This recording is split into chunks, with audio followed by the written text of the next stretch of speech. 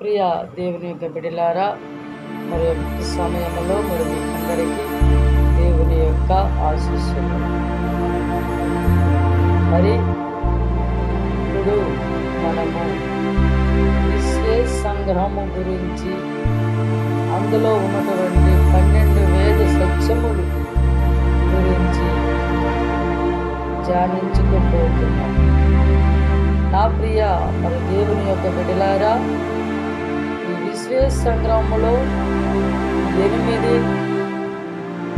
భాగములుగా మరి సర్వేశ్వరుని గురించి, అలాగే మరి 4 భాగములుగా మరి తల్లి తిరుసభ గురించి మనకు మరి వివరించబడ్డాయి. అయితే మొదటగా దైవ రహస్యాల మీద ఒక చిన్న యథార్థ మరి సంఘటన గురించి మొదటగా మరి ధ్యానించుకుందాం. అయితే ఒకనొక వ్యక్తి అంట చాలా విశ్వాసపరుడు, దేవుని అంటే చాలా ఇష్టపడేవాడు, మరి దేవుని యందు మరి చాలా నమ్మకమును విశ్వాసమును మరి కలిగినటువంటి వ్యక్తి, ఆయనకు అనుకోకుండా ఒక సందేహం వచ్చిందన్న. ఏమిటంటే, ఒకే దేవుని యందు 3 వ్యక్తులు ఎట్లా ఉండగలరని ఒక అనుమానము ఆయనకి మరి కలిగిందంట. అలాగ మనసులో అనుకుంటూ ఒక సముద్రమునకు ఒడ్డునకు వెళ్ళి ఆలోచిస్తూ అటు ఇటు మరి తిరుగుతూ చాలా దీర్ఘ ఆలోచన మరి చేస్తున్నాడంట. ప్రియ మరి బిడ్డలారా, ఇంతలో 15 సంవత్సరములు గల ఒక కుర్రవాడు ఆ యొక్క సముద్రం ఒడ్డున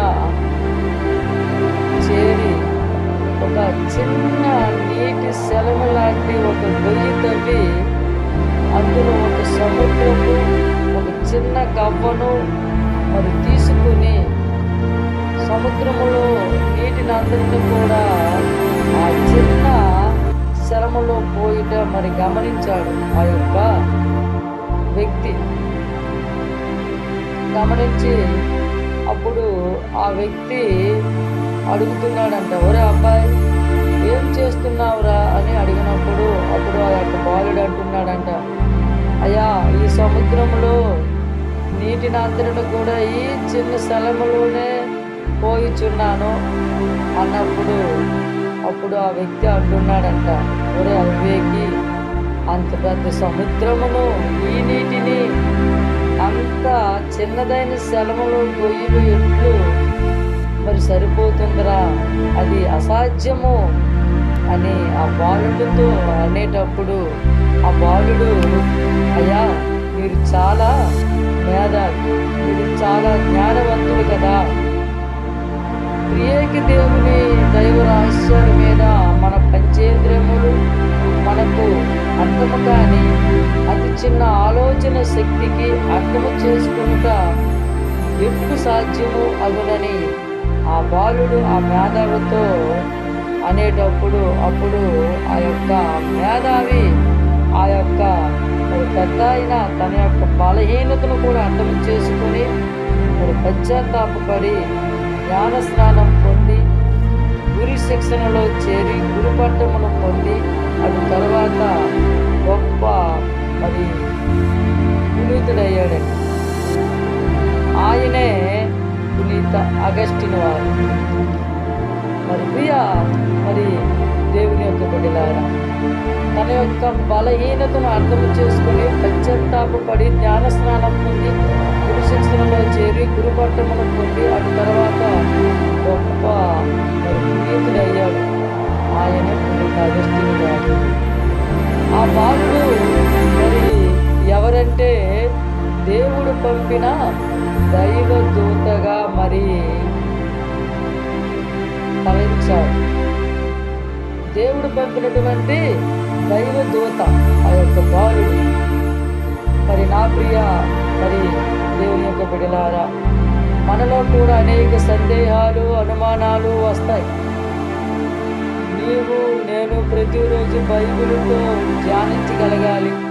నీకున్నటువంటి సందేహాన్ని అనుమానాన్ని ఏదో ఒక రూపంలో వచ్చి దేవుడు నీ యొక్క అనుమానాన్ని, సందేహాన్ని తప్పక తీరుస్తాడు. కొంతమంది కుటుంబాల్లో పరిశుద్ధ గ్రంథముతో మాట్లాడరు, మరి తల్లి మరియమ్మ జపమాలతో ధ్యానించరు. దేవుడు నీకున్నటువంటి అనుమానాన్ని, సందేహాన్ని ఎలా తీరుస్తాడు? ఒక్కసారి ఆత్మపరిశీలన చేసుకోవాలండి. నా ప్రియ దేవుని యొక్క బిడ్డలారా, మన అనుమానాలు, మన యొక్క సందేహాలు, మనకున్నటువంటి కష్టాలు, బాధలు పోవాలంటే మనము దేవుని వాక్కుతో మాట్లాడాలి. దేవునితో నీవు నేను మరి మొరపెట్టగలగాలి. దేవునితో ఎల్లప్పుడూ ధ్యానించగలగాలి. అప్పుడే మనకున్నటువంటి సందేహాలు, అనుమానాలు పోతాయని నేను మిమ్మల్ని అందరిని కూడా మనవి చేస్తూ ఉన్నాను. ప్రియ మరి దేవుని యొక్క బిడ్డలారా, దేవుని వాక్యాన్ని ప్రతిరోజు నీవు నేను ధ్యానించే బిడ్డగా ఉండాలని కోరుకుంటూ మీ యొక్క ఉపదేశ మాస్టర్ అయినటువంటి యజ్జల రాజశేఖర్. పిత, పుత్ర, పవిత్రాత్మ నామమున ఆమేన్.